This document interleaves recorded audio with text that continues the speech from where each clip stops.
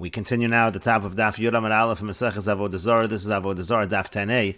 The Gemara continues. There was a document, there was a star that was written in it, Shis Shenin Yasert, that was written in it 6 extra years.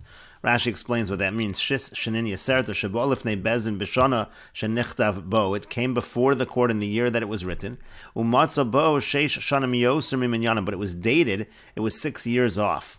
Kagon, for example, Shayomdim Bishnas Chomish Meos Lamalchus Yavan. The year that it was at that time was the year 500, according to the counting from the time of the Greek rule.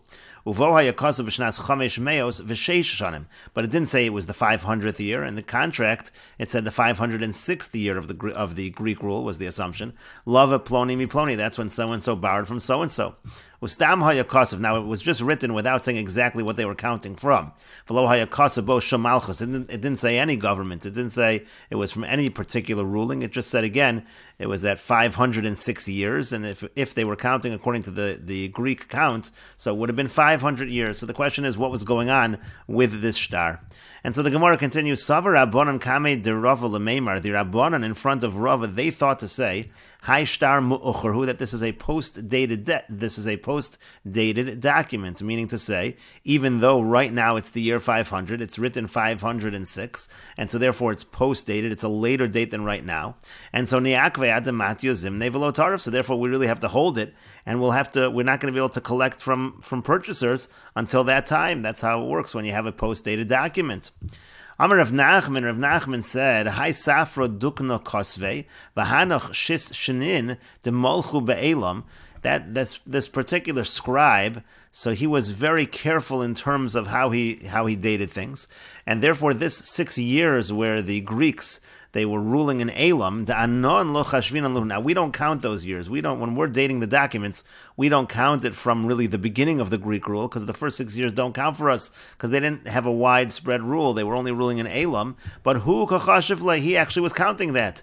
And he actually wrote the proper date, so it really is dated properly. Titania, as we learned in a Brayso, Rabbi Yossi Omer, Rabbi Yossi says, Sheish Shanim Molchu Be'elam, that the Greeks, they ruled for 6 years in Elam, and then their rule spread throughout the entire world. And the Gemara continues at the 2 dots. Maskif la Rav Acha bar Yaakov. Rav Acha bar Yaakov asks on this, referring to the case above, Mimai de malchus Yevonim manin. How do we even know that we're counting according to the ruling of the Greeks when we're writing these dates in the Shtaros?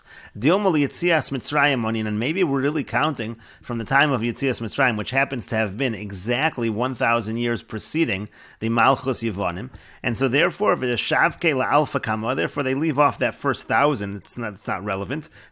Alpha Basra, they just take the latter 1,000.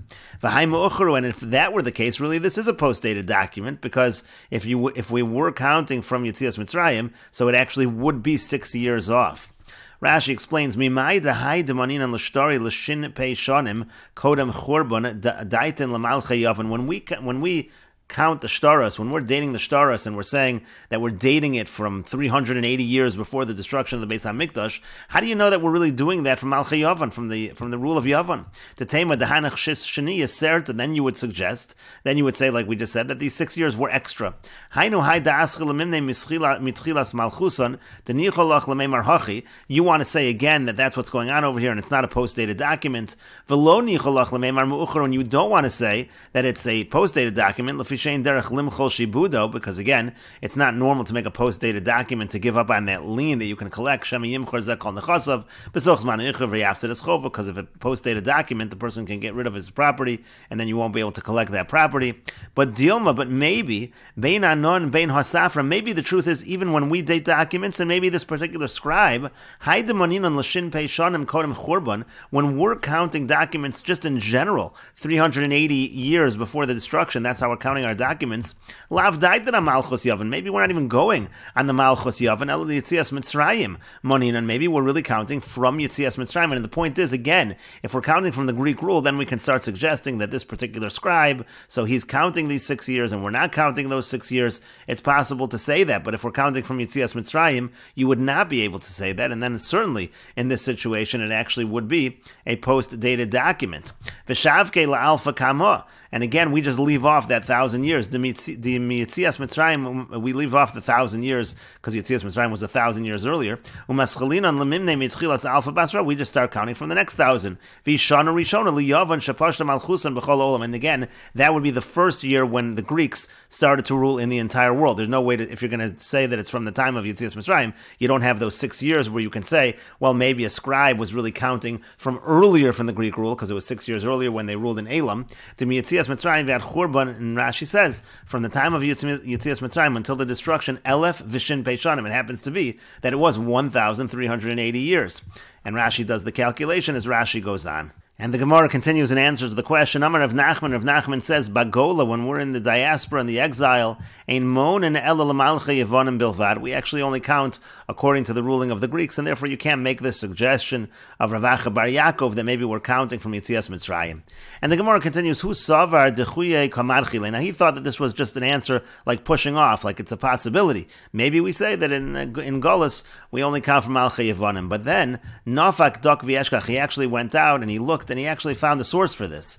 The Tanya, because we learned in a brayso, Bagol in the exile, in monin ela l'malchei yevonim bilvad. We only count to the ruling according to the Greeks. We count from the ruling of the Greeks. And the Gemara continues, Amar Ravina says, Masnisa nami daika. We also see this, you can infer this from the Mishnah. The Tanan, because we learned in the Mishnah, this is in Meseches Rosh Hashanah, Be'echad b'Nisan Rosh Hashanah l'melachim v'l'regalim. It says that the first of Nisan is Rosh Hashanah, and one of the things it's Rosh Hashanah for is for the kings. V'yamrina, we say in that Mishnah, l'melachim l'may hilchasa. What do you mean it's for kings? What does that mean? Amar Rav Chisda says, l'shtaros, it's in terms of dating shtaros. Yet we also learned in the Mishnah, B'echad b'Tishrei, that on the first of Tishrei, Rosh Hashanah l'shanim v'l'shmitin. It's Rosh Hashanah as far as years and as far as Shemitah, meaning in the Shemitah cycle. V'yamrinon l'shanim l'may hilchasa, we say on that Mishnah, that part of the Mishnah, what does it mean l'shanim? V'yamar Rav Chisda says, l'shtaros, it also means for dating documents. So now you have a contradiction in Mishnayos. Are we dating documents from Nisan, or are we dating documents from Tishrei? So kasha shtaros adadi, we have this contradiction within shtaros. Umishaninan, and we answer, kan l'malchei Yisrael, kan l'malchei ovdei kochavim. It depends. If you're counting according to a Jewish government, so then you go by Nisan. If you're counting from malchei ovdei kochavim, then you go by Tishrei. L'malchei ovdei kochavim mi Tishrei maninan. Again, from the malchei ovdei kochavim, we count from Tishrei. L'malchei Yisrael mi Nisan maninan. And as far as malchei Yisrael, then we count from Nisan. V'anon hashta mi Tishrei maninan. And so now the Gemara says, nowadays we actually do count from Tishrei. V'isal kadaydach li Yetzias Mitzrayim maninan. Now, if it was true that we were counting Yetzias Mitzrayim, so then mi Nisan boinan lemimne. We really should be counting from Nisan. That would be the equivalent of malchei Yisrael. We're counting Tishrei. It's clear. Elalav shmamino lemalchei Yevonim maninan shmamino. Rather, you see that we are counting from the ruling of the Greeks. And the Gemara says, indeed, we do see that that is the case. And the Gemara continues at the two dots. The Mishnah said, V'yom Ginusia shel Malcheim, another holiday from the Ovdei Avodah Zara, was the Yom Ginusia of their kings. And the Gemara says, Mai v'yom Ginusia shel Malcheim. What does that term mean? What's Yom Ginusia of their kings? Amar Rav Yehuda says, Yom Shema'amidin bo Ovdei Kochavim es Malchim. It simply means the time when the Ovdei Kochavim, when the idol worshippers would coronate, would inaugurate their king. The Gemara says that can't be V'atani, but we learned in a brayso Yom Ginusia. The brayso calls something Yom Ginusia.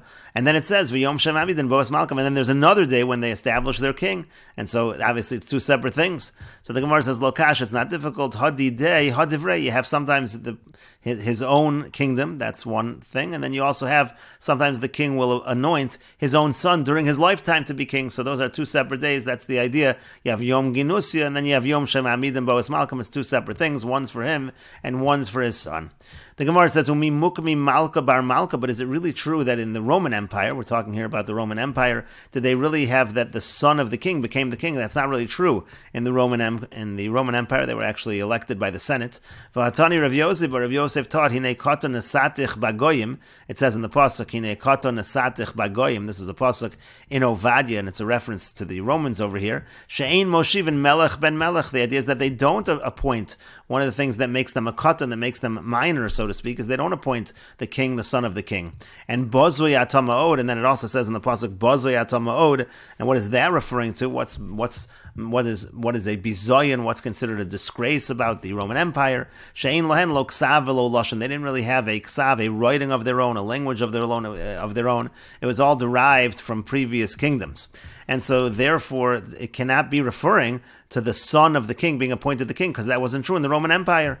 And so the Gemara says, Elamai Yom Ginusya. The Gemara says, rather, what is Yom Ginusya? Yom Haleda. It means the birthday of the king. The Gemara says, Vatanya, but we learned in a brayso, Yom Ginusya, v'Yom Haleda. It's two separate days. There's the Yom Ginusya and the Yom Haleda. The Gemara says, Lo Kash, it's not difficult. Hadidei, Hadivrei. It's talking about his own birthday, and then you have the son's birthday. The Gemara says, Vatanya, but we learned in a brayso, Yom Ginusya Shalo, Yom Ginusya Shel Beno. There's his Yom Ginusya, and there's the Yom Ginusya of his son. V'Yom Haleda Shalo, there's his birthday. V'Yom Haleda Shel Beno, and there's the birthday of his son. And so again, you see, they're all distinct. And so the Gemara instead says, Elamai Yom Ginusya. Rather, what is Yom Ginusya? Go back to our original answer. Yom Shemamidin Bo Malkum. It means to say, again, the day when they established the king. V'lo and it's not difficult. Hadidei Hadivrei. Again, you have the day that they established the king, and you have the Yom Ginusya. Could be one is himself, and one is his son. V'ikashalach. Now, if you're going to ask the Lo Mukmi Malka Bar Malka, that by the Romans, they don't appoint a king as this, the son of the king is not appointed as the king, it's not always true. Al Yedei She'ei Lo Mukmi, if they ask the Senate, let's say the emperor would ask the Senate, it is possible that he can get his son to be the next emperor. Could go on Asvirus bar Antoninus. That happened with Asvirus, the son of Antoninus, the Molach, that he became king. And the Gemara continues, Amarle Antoninus LeRebi. This is a story with regards to that Asvirus took over. Antoninus said to Rebbe, Bo'ina diyimloch Asvirus beri techosa. I want my son Asvirus. I want him to be king. V'sesaved Tiveria Klanya. I also want Tiveria. They were in Tiveria, and I want Tiveria to be a free area, meaning they don't have to pay the tax. V'yemaluhu. Now, if I tell the Senate what I want, choda avdi, trelo avdi. So they'll do one of those things for me, but they're not going to do both. So what should I do? So I see Gavra Arkave Achavre. So he did the following. He didn't want to answer him directly, so he answered him cryptically. He brought a person who was riding on the shoulders of another person. V'yoyev le'yono le'iloi biyad, and he gave a dove to the person who was on top. V'yamar le'letasa, and then he said to the one on the bottom, Amor le'ela de lemifrach min yodayon. He said, go tell the person on top of you to let the dove fly off. And so he understood it means as follows. Amr, said, Shma mina hachi kamarli. So Antonina said, you see from what he's saying the following to me. Ad boy minayu, that you should ask the Senate, Asvirus bri, yimloch techosai. Say, Asvirus, my son, should be king instead of me. Ve'emolele Asvirus, and then tell Asvirus that Tiavet Tiveria Klanya, that he should request that Tiveria should be an open area where you don't have to pay the taxes, and now he'll be in charge, he'll be able to ask that.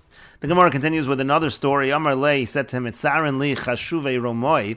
He said that those who are important in Rome, they're bothering me. And so the Gemara continues that once again, Rebbe answered Antoninus in a cryptic fashion. Ma'ayale lagina, he brought him to a garden, and kol yomen, so every single day, akar le pugla mimeshra kamei, he would pull out one radish from the garden bed in front of him. And so Antoninus said to himself, Shma mino, you see from what he's doing, hachi kamarli, this is what Rebbe is saying to me.